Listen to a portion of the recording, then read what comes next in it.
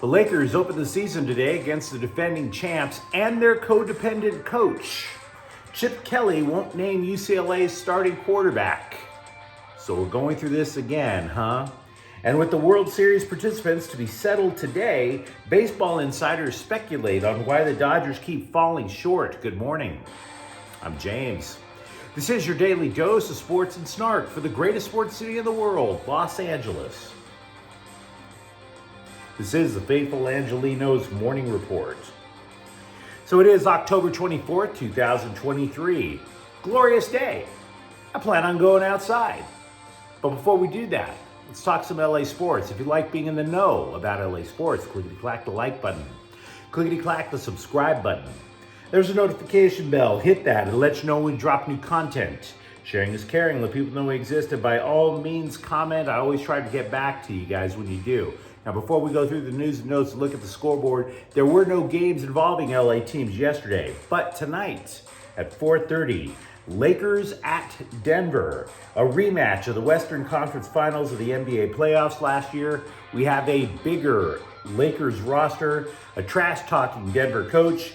Jared Vanderbilt, by the way, and Jalen Hood-Schifino are both out for the Lakes. Meanwhile, Phoenix is at the Kings at 7:30 p.m. The Kings have lost all 3 games so far at Crypto.com Arena this year. But what do you say we start the news and get back to the Lakers?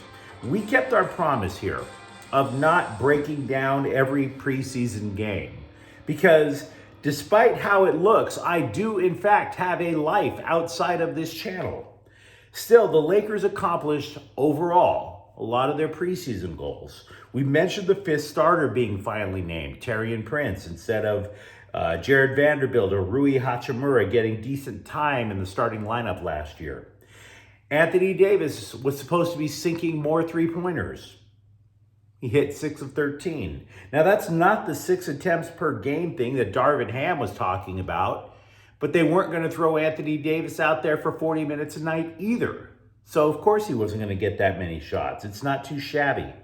The idea behind Davis sinking three-pointers is if you play 2 big men, when the Lakers will be doing on a somewhat regular basis, you're kicking Anthony Davis out of the box, out of underneath the rim, the low post. So why not develop an outside shot, see if you can grab that 3rd extra point? There's also a belief, and this was a big thing that wasn't really stated a lot during the preseason, that the Lakers do not need LeBron James to dominate every single game. They needed to develop offense from other spots. So Ham is envisioning a second option, apparently, a pick and roll game with D'Angelo Russell. The idea is to create a variety of openings for Austin Reeves, Greg Vincent, Prince, and even Max Christie, who didn't just sit there and have a couple of good weeks at the Summer League in Vegas. He's apparently wanting to take his shot and take a spot in the rotation.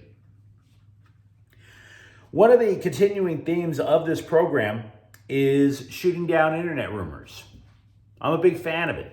And not just shooting down internet rumors, cracking back on the gaggling, hot take talking heads that you see on ESPN in the morning and the afternoon, or Fox Sports. Why these people have careers in front of a camera is beyond me. Does Skip Bayless actually look photogenic? Does Skip Bayless actually look like he has a well-reasoned take? Or is he just shooting things out from his bony little ass, right? And for that matter, same for the LA Times' Bill Plaschke, who we know is trying to get himself a TV career before the print/internet news industry goes totally and just he's out of a job. So yeah, trust me, that dude is angling for, pardon the interruption, whenever one of those hosts die or something. The many, many minions of hot takes were convinced that it was only going to be a matter of time before Giannis Antetokounmpo was going to be playing for the Lakers. Bill Plaschke, by the way, was one of those guys advancing that rumor based on nothing. So I bring all that up to you to tell you it's not going to happen. Antetokounmpo signed an extension with the Milwaukee Bucks. And that's kind of a shame, I admit. I would have liked to have seen the Greek Freak in SoCal, but he got the bag. He's happy. You can't hate him for it. So there's that. Once again, this whole idea of the internet being undefeated, it is often defeated when it comes to sports writers. Shaquille O'Neal is one of Robert Horry's biggest fans. If you go back in the day, there's a couple of reasons. Back when Shaq was playing for the Orlando Magic, it was Horry and the Houston Rockets that denied Shaq from getting a championship that might have kept him in Orlando for his career. Then, of course, they both get to play it together in LA. They win 3 rings. Shaq loves Horry. Always has. Shaq is arguing that Horry should be a Hall of Famer. Should he? There is a big reason for it and a massive reason against it. Robert Horry has 7 rings. Robert Horry knocked down a lot of big shots in order to keep teams alive in the playoffs so that they could get those rings. Robert Horry averaged 7 points per game. Just saying, guys. Just saying. My opinion versus Shaquille O'Neal's. Who am I to say that I know what I'm talking about? Chip Kelly is claiming that he has not decided on who his starting quarterback is going to be Saturday when the Bruins take on Colorado. To which everyone in Westwood went,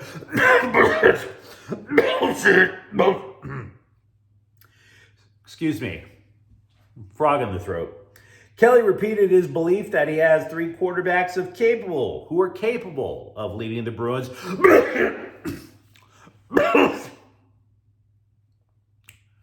Dry throat in the morning. To which I say, Ethan Garbers replaced Dante Moore, completed 20 of 28 passes for 240 yards and a couple of touchdowns, rushed for 50 yards. And by the way, he replaced Dante Moore, a freshman who has completed less than half of his passes and threw pick 6s in 3 consecutive games. So maybe Kelly is looking for the word lying. Maybe he's lying. You see Dante Moore taking the field against the Colorado Buffaloes, then you can talk to me. But nah, not now. An opposing scout told the LA Times that the biggest issue that the Dodgers face in the playoffs for the last 2 years was, quote, pitching. It's amazing how it fell apart on them, unquote. The conclusion drawn by The Athletic, because now there are multiple obituaries on the Dodger season coming out, the conclusion drawn by The Athletic is that taking 1-year flyers on pitchers such as Andrew Heaney or Tyler Anderson isn't sustainable. The Times thinks LA needed another top-end arm that they haven't had since Trevor Bauer was suspended or since Max Scherzer left as a free agent. And it didn't just damage LA, though. Because look, if you're taking these 1-year flyers on Heaney or Anderson, yeah, you might get yourself a decent regular season, but then here comes the postseason, and you're watching Lance Lynn, who the Dodgers took a flyer on, give up a ton of home runs in an inning, right? But it doesn't just damage the Dodgers. Having a lack of pitching basically crushed Atlanta. 3 Atlanta pitchers were injured before the playoffs, and as a result, the Braves had to bow out in the first round as well. The scout talking to the Times also said that it is fair to ask if this roster is therefore built for the regular season and not for the playoffs. Other things that the Times asserted in its deep dive of recent Dodgers playoff exits is that opposing pitchers have been altering their approach in the playoffs. Take, for example, Merrill Kelly of Arizona. The Dodgers knew that he loved to rely on his changeup. That was his out pitch until he didn't in the playoffs. Kelly fed Dodgers left-handed hitters cut fastballs instead of changeups. Zach Gallen, by the way, also did the same thing. He avoided his favorite pitch, the curveball. He knew the Dodgers were waiting on it. Never gave it to him. So there's that. I want to continue to build a case to rid the football world of USC defensive coordinator Alex Grinch. I really do, because I'm petty. I just am. I admit it. The Trojans are heading to the Big Ten Conference next year. We all knew that. Grinch actually has experience coaching in the Big Ten. He was the co-defensive coordinator of Ohio State in 2018.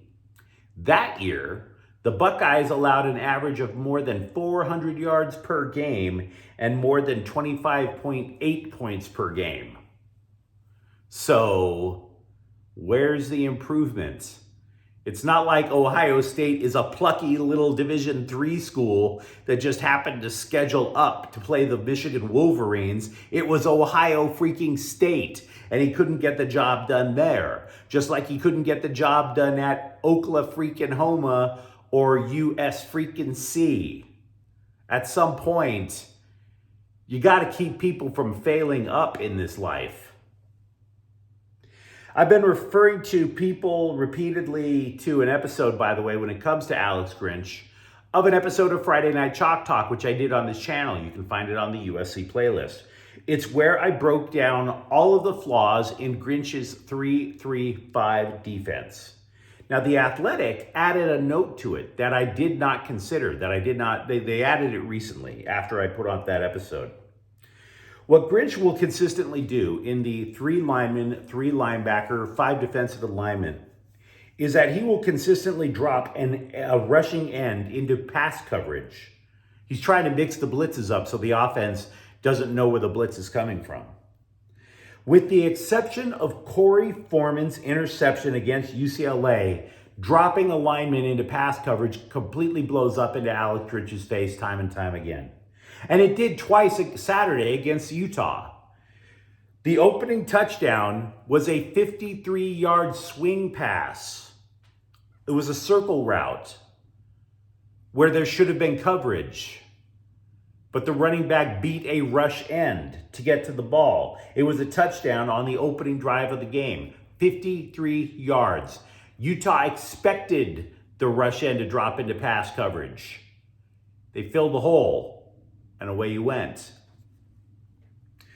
Meanwhile, for all the trash and recyclables that are being thrown at by Caleb Williams by the press, CBS.com still ranks him as the best quarterback in college football. They have an NFL draft specialist, got Josh Edwards. He wrote that the bar was set so high for Williams this year that critics were looking for any reason to hate on him. Any reason. And if you look at the way things are going, doesn't that seem like an accurate assessment? Oh, what? You mean you can't rise above that crappy defense, Caleb? You suck. Meanwhile, those of us who are well-adjusted, we know that Caleb Williams isn't playing on the defensive side of the ball. So there's that. Do you know that the scribes are still asking the Clippers' Russell Westbrook what it was like to play for the Lakers? Because if there's one thing that scribes love to do, it's to reopen 1,000-year-old topics, right? Trump is still getting blamed for things. He's out of office now for 3 years.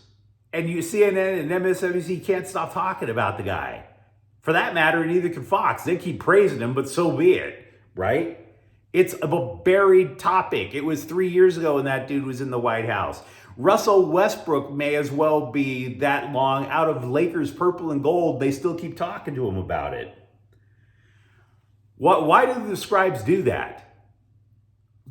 This is like trying to track down Nas so we can talk about Jay-Z. We know there's beef. This is like tracking down Sammy Hagar to talk about Eddie Van Halen, and Eddie Van Halen is no longer with us, for Pete's sake. Now, Westbrook, to his credit, is focusing on returning to what he was, the type of player he was before he landed with the Lakers, back when he was Mr. Triple-Double. Quote, everybody has their own representation of what is me getting back to me. I'm the only one who could set that table. So if somebody tells me, well, you're not like yourself, you ain't averaging this, well, F. Ain't too many people did that but myself and somebody else. And I'm the only one that did it 4 times. I'm the only one that can set that bar, unquote. Westbrook said that bar is averaging about 30 points and 11 rebounds per game, which is what he accomplished when he was named MVP back in 2017. But it's not just a numbers thing. Ty Lue said it was almost instantaneous that Westbrook became one of the Clippers' leaders when he landed with the team. Multiple news outlets decried the terrible spot late in the fourth quarter that secured a Pittsburgh victory over the Rams.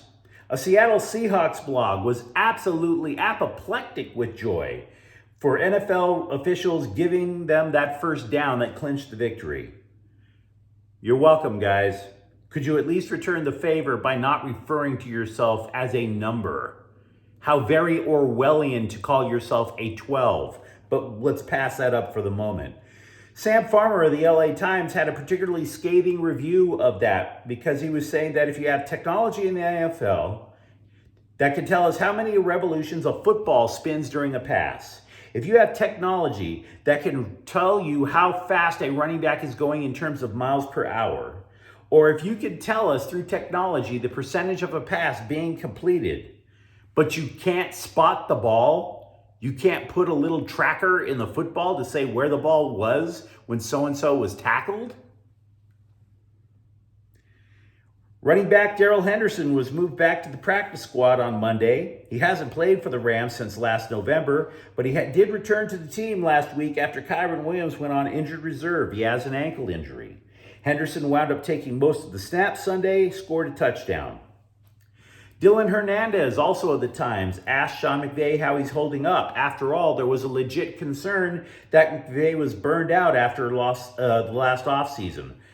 To which McVay replied, quote, "This is a blessing. I love it. I am having a whole lot of fun."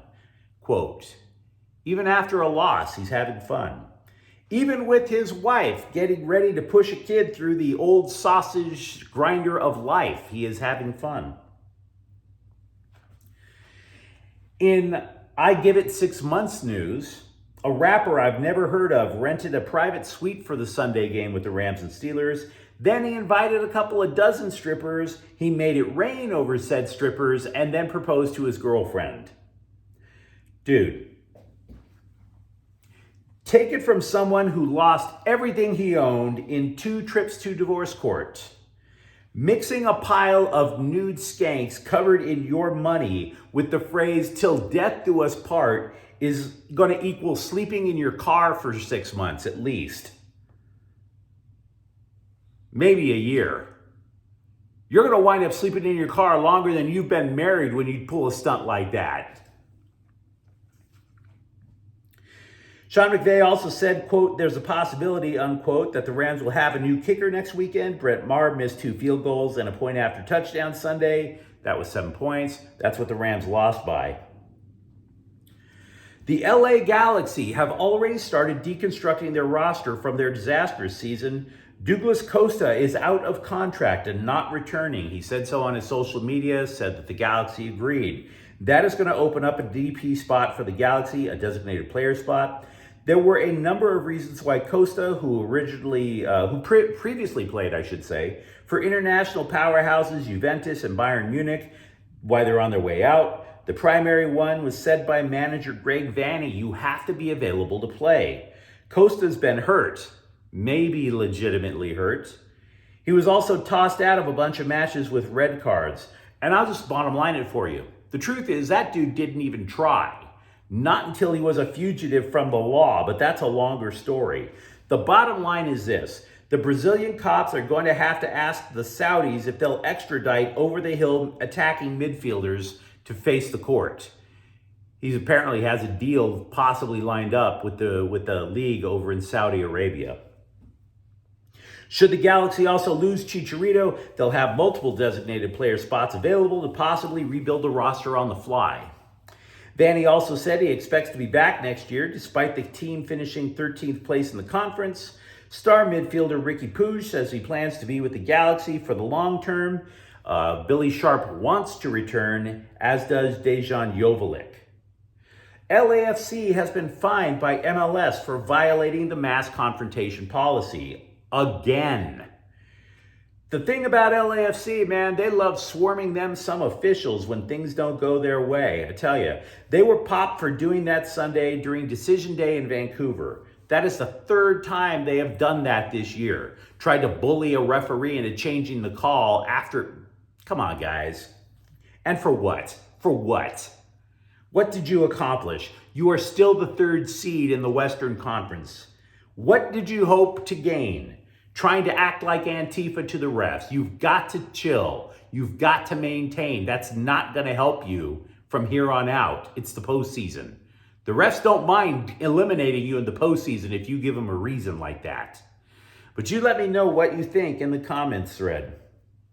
Talk to me, for example, about the Lakers shot for this year. Talk to me about why Chip Kelly is trying to play oh so coy when it comes to naming their starting quarterback with the Bruins. And if you enjoyed the content, don't forget to subscribe to Faithful Angelenos.